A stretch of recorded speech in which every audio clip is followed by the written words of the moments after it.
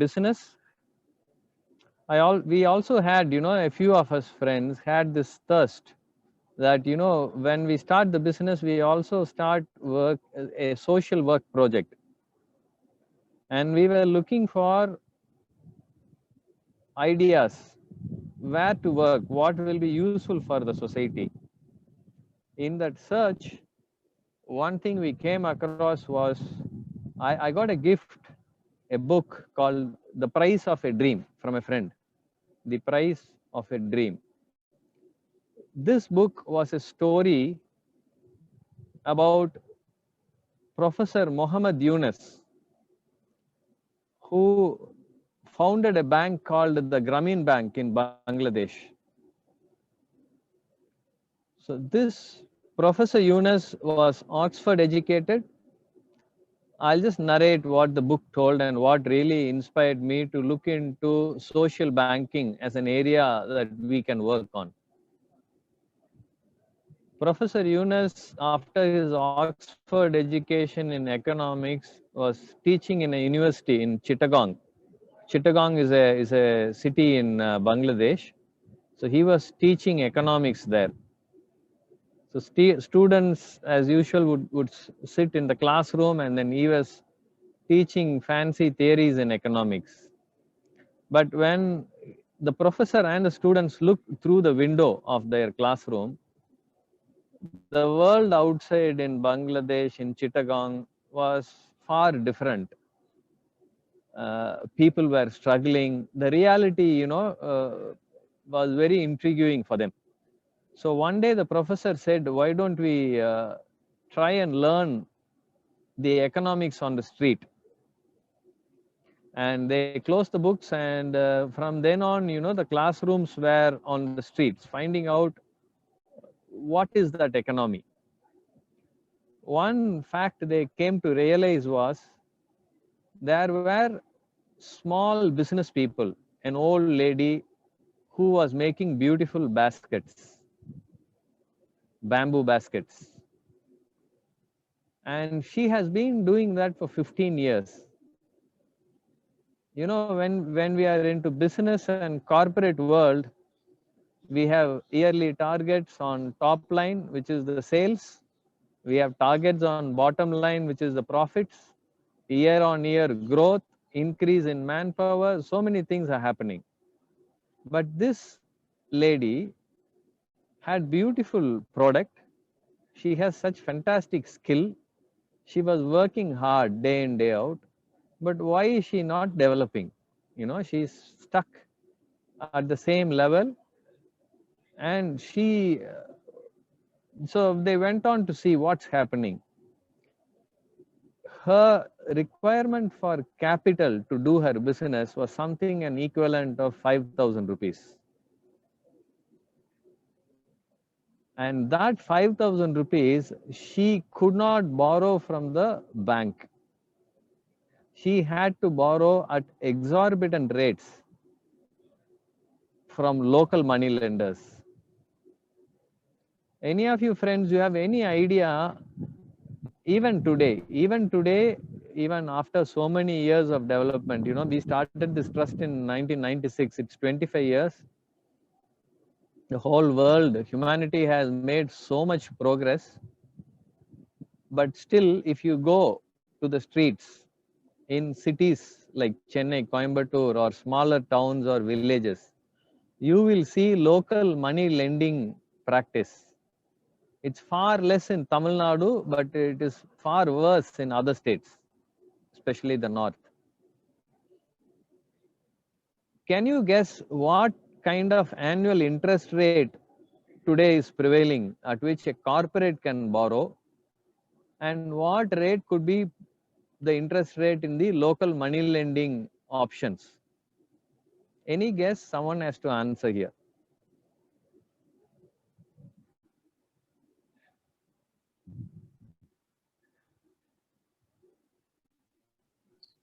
At least 10 to 20% over the normal bank rate, sir.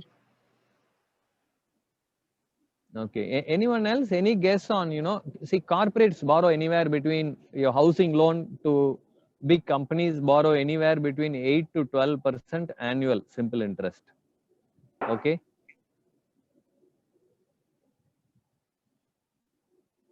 Any wild guess on what could be the rates at which the poor people, who need a capital of 5,000 to 50,000 rupees will be borrowing from the local money lenders? Any guess? Any terminology sir. you can think of? Yes, from 7 to 10%. Like they can charge off that themselves. It depends on the money lender how much he charges. Okay. See, you should also experiment. I request all of you friends, when you find time, whenever, just do a case study near you, near a house. There could be small vendors doing business. For my astonishment, and Professor Yunus, when he was trying to find out the interest rates, it was anywhere between 100 to 3,000%.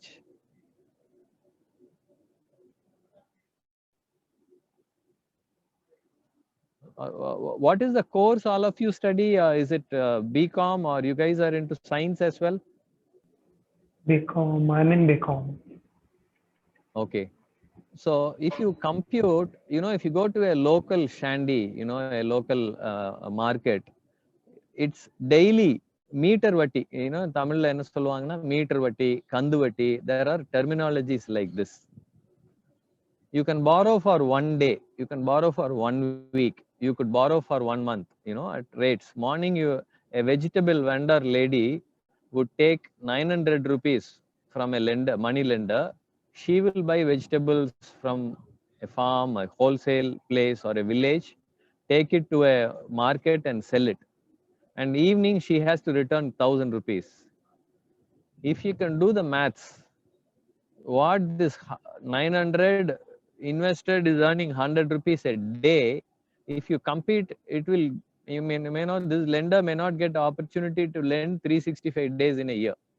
He might have opportunity to lend, let's say, 200 days in a year. You can do your maths and you'll be astonished to see the interest rates at which people end up borrowing. Same was the case when Professor Yunus and his students found out that the option for borrowing for this old lady who was doing a basket was exorbitant rates. She actually borrowed from the person who is buying the baskets from her. So it was a kind of financing and exploitation. That's how it ended up.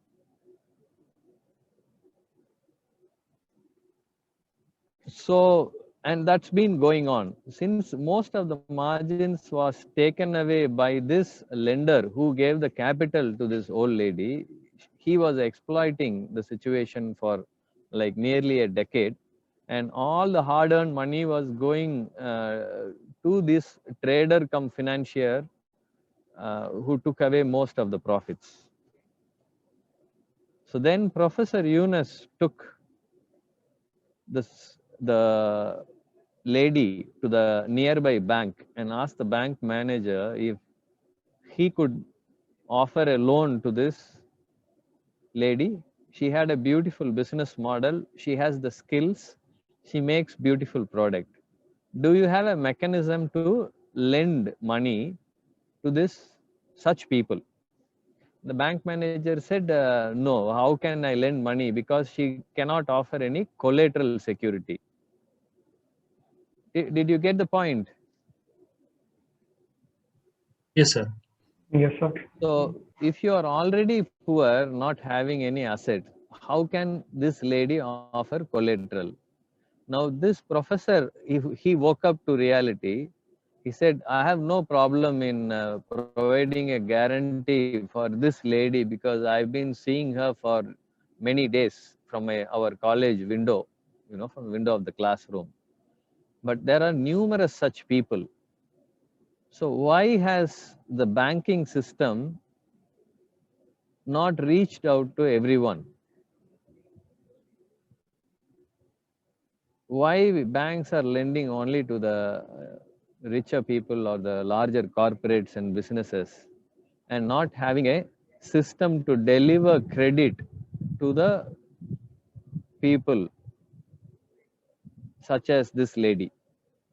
So then, to cut the long story short, there were a lot of protests, and he walked to a lot of banks, and finally decided there is no infrastructure in this country that would deliver credit to the poor people.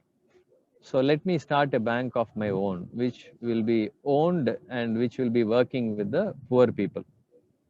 And this is, I'm talking about 30 years back. So that is when he started a bank. It evolved very small. This lady took a loan, she repaid very well, and gradually it grew. Today, this Grameen Bank in Bangladesh is the one sponsoring the Bangladesh cricket team. If you see the t-shirts of the Bangladesh cricket players, you will see Grameen Bank. So for the whole world, Grameen Bank was the inspiration. Professor Yunus was the inspiration, who demonstrated that delivering credit to the poor people at the rates, same rates at which you lend to the corporates, is the best way to eradicate poverty in the world. It is after this demonstration that large countries like India, many countries, a lot of the government, the central banks, the banks, and the political system, and non-government organizations like us started realizing the importance of microcredit in eradicating poverty.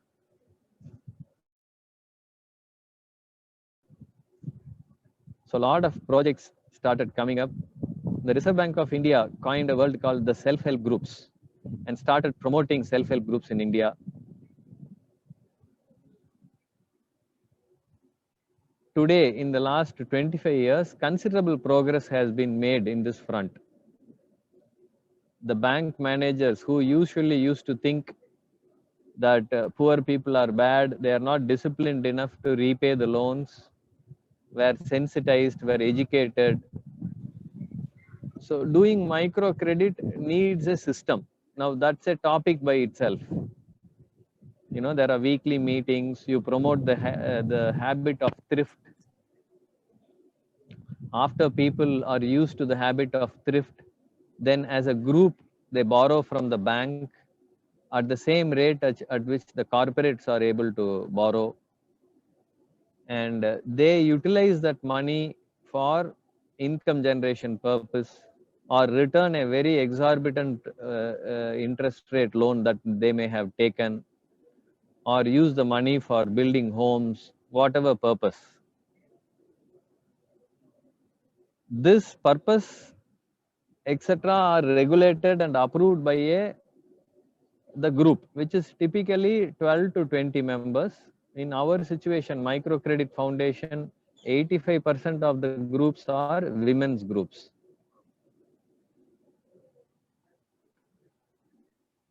The groups, the entire group unanimously will approve a loan to be given to an individual member who will apply for different purposes. It could be income generation, it could be an emergency purpose, or to build a house. The purpose could be anything. But the key point is, if there are 20 members, the entire remaining 19 members have to approve that loan. So this, Professor Yunus called it as social banking. We tried it out in a pilot level in 1996. We learned the whole process, then implemented it, and now we have 9,000 plus members.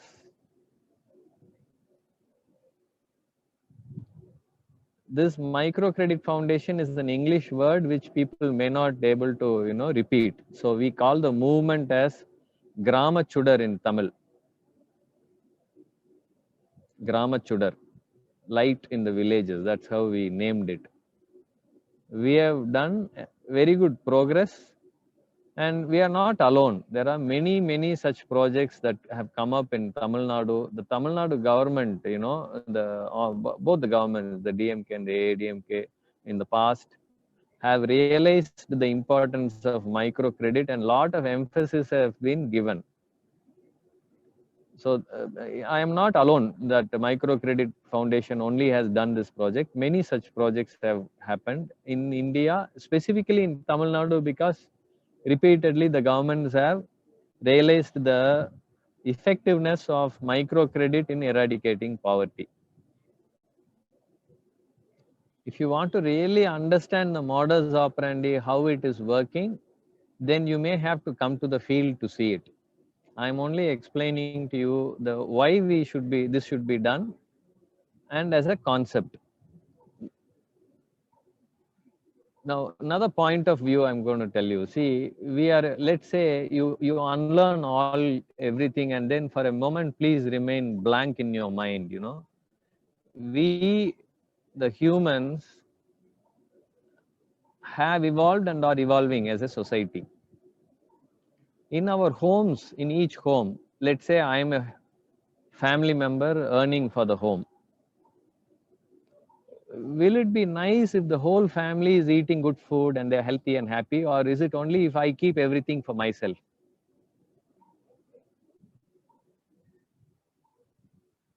Obviously, no, without any, all of you friends must be feeling that, you want the whole family to be nice. It's the same way in a society. How can one child be born? I mean, disparities are okay to some level. How can a child be born? Humans are supposed to be evolving as a social animal. It's very unfair. Someone is born billionaire and a child is born to starving parents, people who are worried about basic needs. As a society, we felt it is very unfair and something has to be done about it. And if you unlearn whatever society has taught you so far, just think and see, you may be, many of us must be feeling people are poor because it's their own mistake. That is how the system has made us look at the poor people. Now think deeply, not during this discussion, later on. What mistake did a child do to be born like that? And what, as a society, is it not a shame if we consider the whole society as a family, that we are leaving out someone, I'm not talking about gifting a lot of money. A child is born, he or she grows up, and then there is an opportunity in the society to do business or earn money or, make a living. Unfortunately, or unfortunately, the system is money is a medium of exchange and you need capital to do anything. How fair is it to deny such capital, and not deliver credit from the banking system? Everything has evolved based on the requirement. Every evolution, every development so-called is done so that the whole society has to be happy, isn't it? It's not one individual or a few individuals. How come we have evolved a banking system that is refusing to bank with the poor people?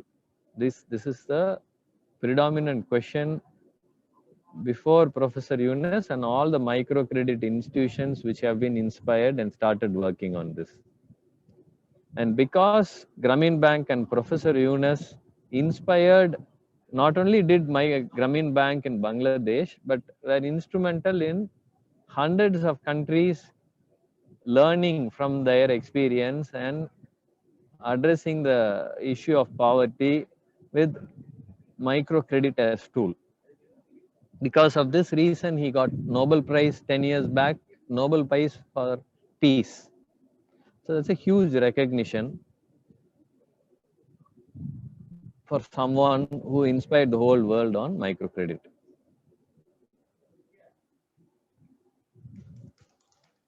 Now I need questions because I don't know how far, I have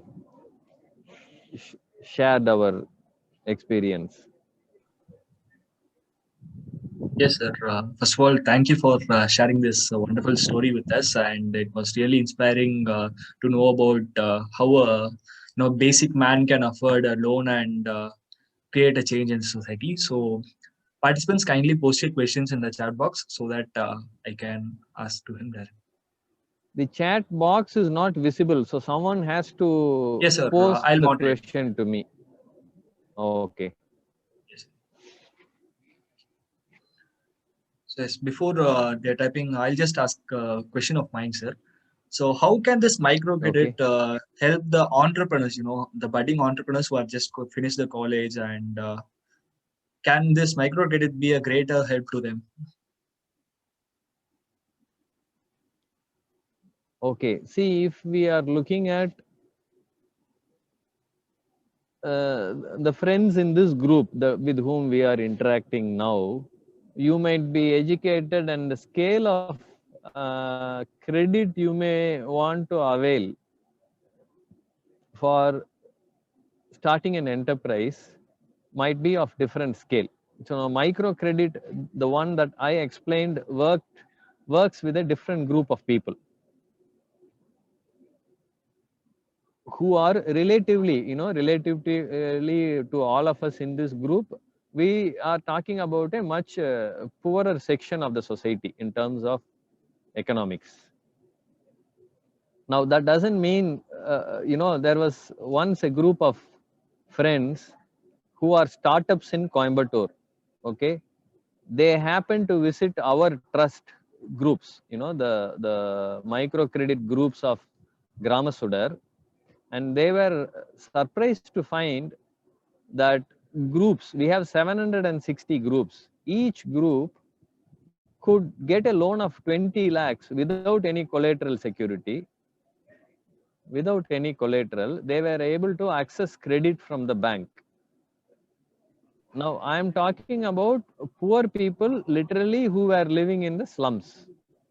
So this startup owners, friends of your age, or little higher, you who finished college maybe 5 years back, were telling me, sharing their experience, how difficult it is to get a loan to start a business, even after being educated and even being from a middle class family who could afford some investment. Even then, investment, credit, and liquidity is such a challenge. So they were surprised that people were able to access 20 lakh rupee that easily from Gramasudar. Now, that did not happen overnight. It was built over a period of 25 years. The first loan bank gave was 50,000 rupees, then 1 lakh repaid well, and 3 lakhs, 5 lakhs, 10 lakhs, and now it has become 20 lakhs. So I, in fact, introduced this group of startup friends to form a group similar to the other group that we do, but save more money and try to access bank credit as a group rather than going there individually. They are already doing that. So this is an experimental stage. So your question is fantastic. For the current group of people with whom this meeting is happening, can you do microcredit? Yes, yes. In my own experience in business, accessing high cost loan is a big detriment or a challenge to overcome when you're doing business. So if you're really smart, sourcing money has to be very competitive. It's a very important aspect of a successful business. You can explore microcredit, you can form a social group, and that group can discuss with the bank. It works. Yes, sir. Yes, sir. As you said, this microcredit structure will work for entrepreneurial funding. And we have another question from Sri Charan. He asks your take on the concept of universal basic income. What's your take Sorry, on universal? What's your take on the concept of universal basic income? universal basic. Basic income. No, so a standard kind of income to all the people. Universal basic. That's what The he whole means. world, that's a dream, Sri Charan. It's Yes. it's it's it, that's how it has to be. But unfortunately, I feel it has to be country to country different, because there are so many variables. Your cost of living is high. So I don't think you can benchmark something universally at this stage of the world. Maybe it's a big dream. At some point of time it may happen, but for every country there is a average income level, below which we are calling it a below poverty line list. Ideally the disparity in income has to reduce, and a basic income has to be ensured for all. Is that what you are asking, or were you asking that everybody earns the same irrespective of what they do? Is that your question, Sri Charan?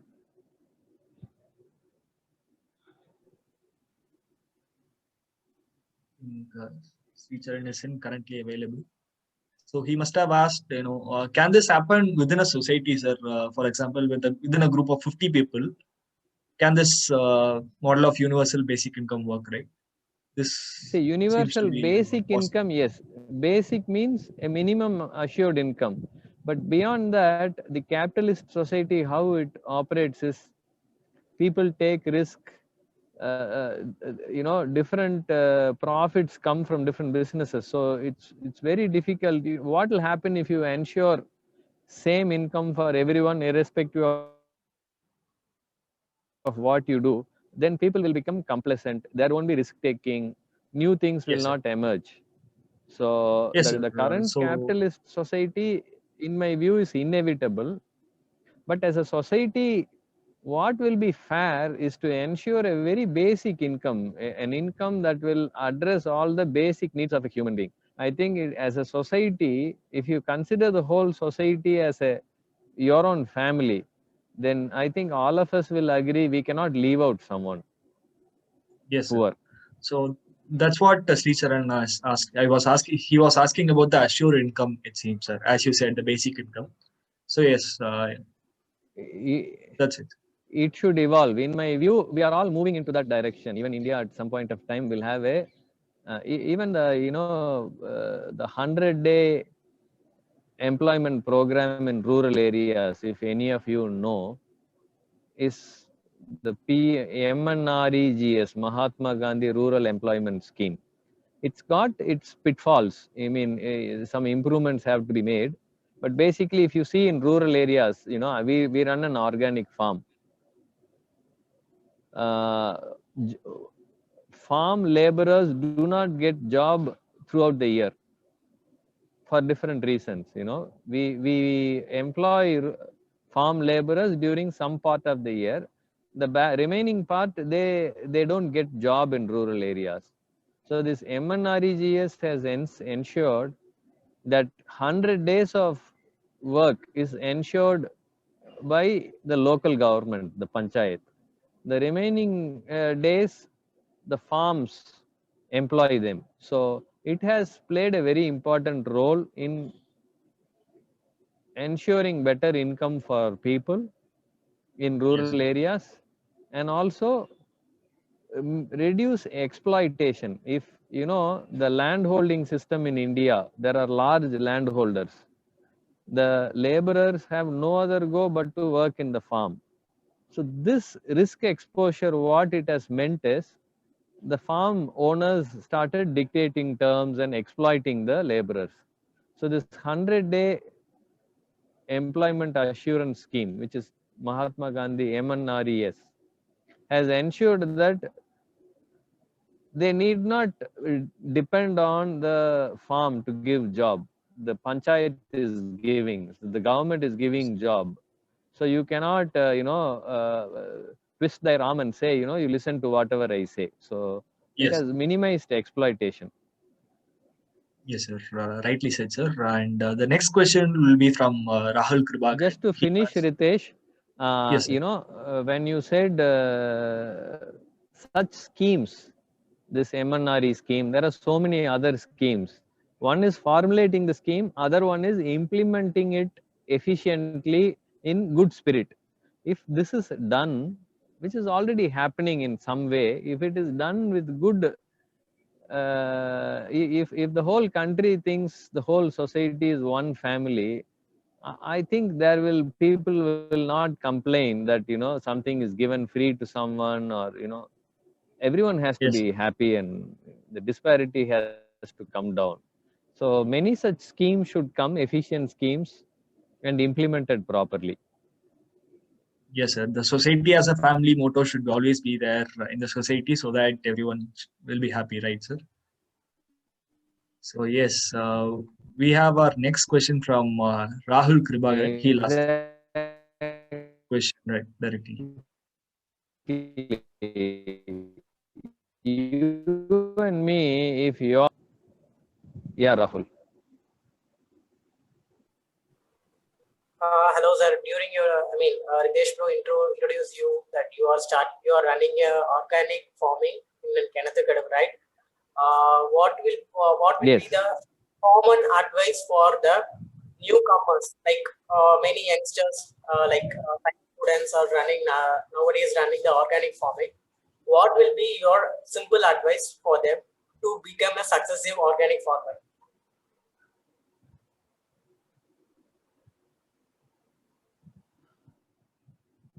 Rahul, farming itself is a very challenging avenue. I mean, not that there is no potential, but it has got lot of challenges. I learned a lot of things. I am not educated in agriculture, or nobody taught me organic farming. I learned by visiting other farms. Like, it is almost 16 years since I started my organic farm. I am still learning. So organic farming, if you get into it, there will be a long learning curve. Organic farming is the right method in terms of sustainability. But having said that,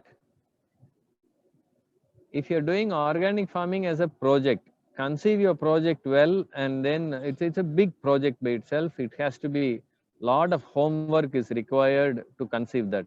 But if you are a farmer, for example, Rahul Kribagaran your father's got a farm, and you want to get into organic farming, what I would sincerely tell you is, keep farming as an additional activity rather than a full-time activity. Ensure financial income for you in some other business or job. In addition to that, you venture into farming. Learn it. If it's very successful and you are able to understand the nuances of organic farming, then maybe you can scale that up.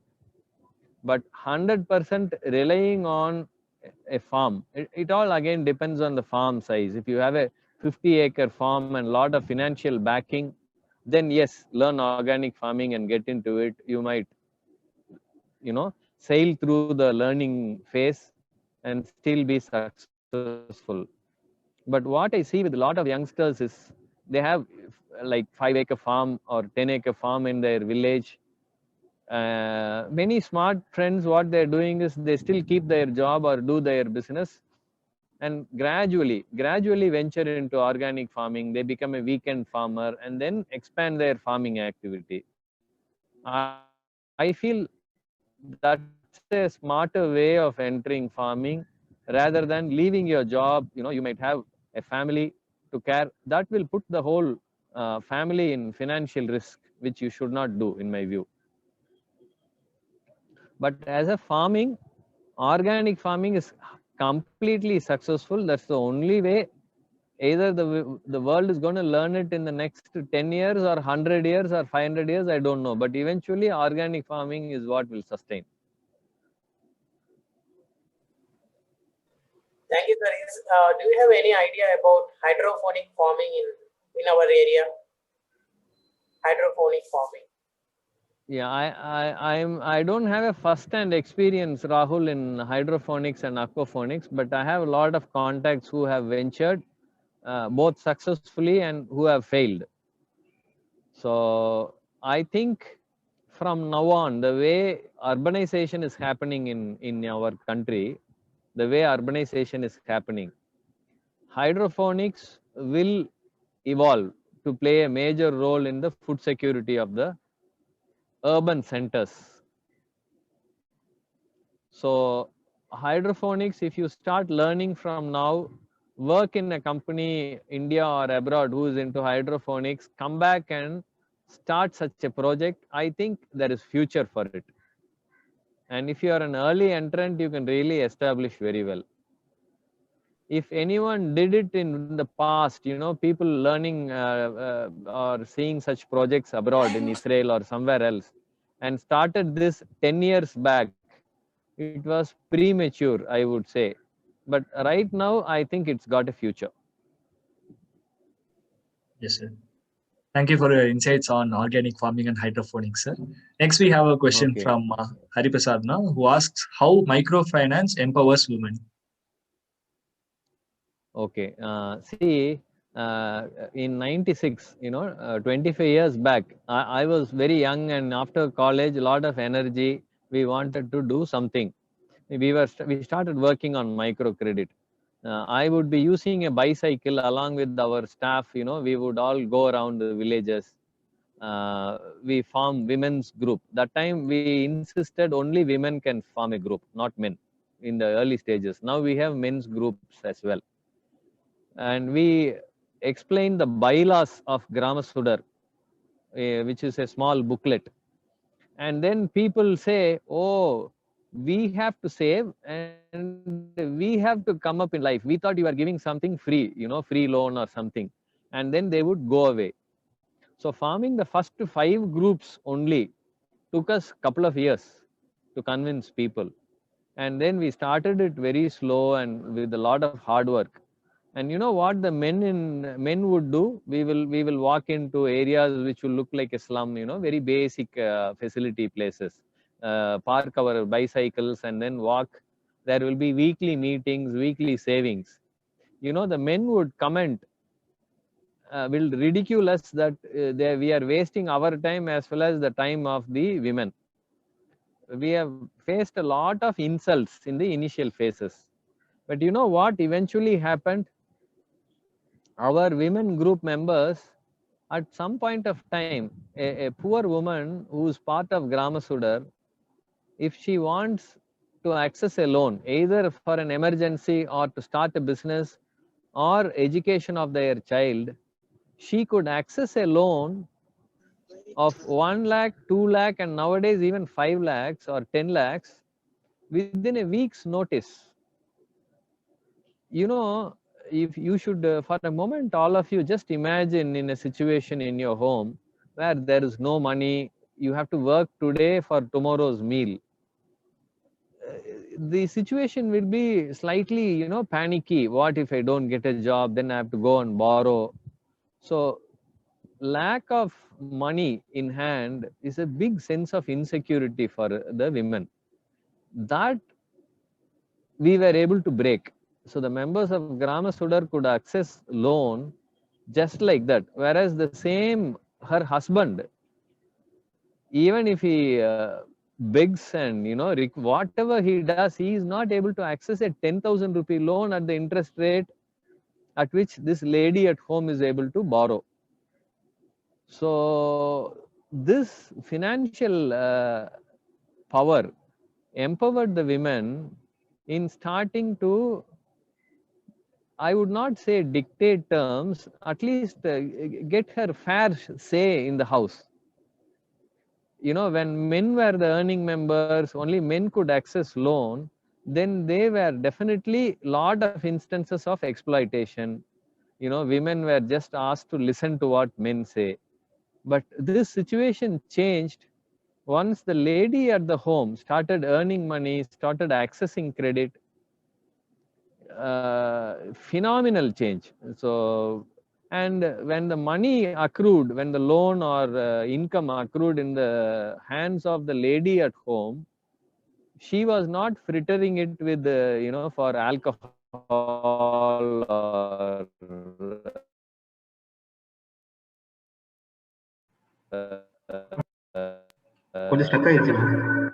elsewhere. Better food, building a house. So she was using the money more responsibly. The way I see, 25 years back, 20 years back, when we visit our groups or the villages or the kind of slum areas, there was a panic situation. People, I could see their faces. But when I visit the Grama Sudar members now, they are all very peaceful, basically peaceful and happy, because the financial insecurity is gone, and the women definitely are completely empowered now. Grama Sudar members, that's probably one of the most happiest thing I see because of this project.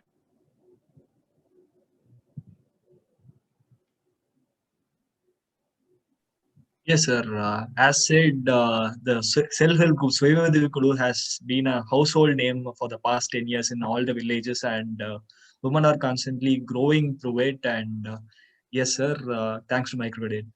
So that's all from the questions here, sir. Thanks a lot for having addressing us here, and most of us would have known into microcredit very few.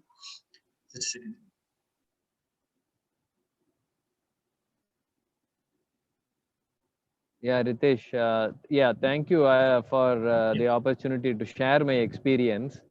What I would be very happy if, as a follow-up of this meeting, Yes, sir, you're audible. Yeah, if all of you, whoever has time, you step out of your home into the streets, into areas where you thought is not relevant for you so far, and see what's happening in Coimbatore to Marudamalai, that road in Vada, roadside business, when business is our member. So just go and see and understand economics at that level. It will help you a lot in even a larger business that you might venture into.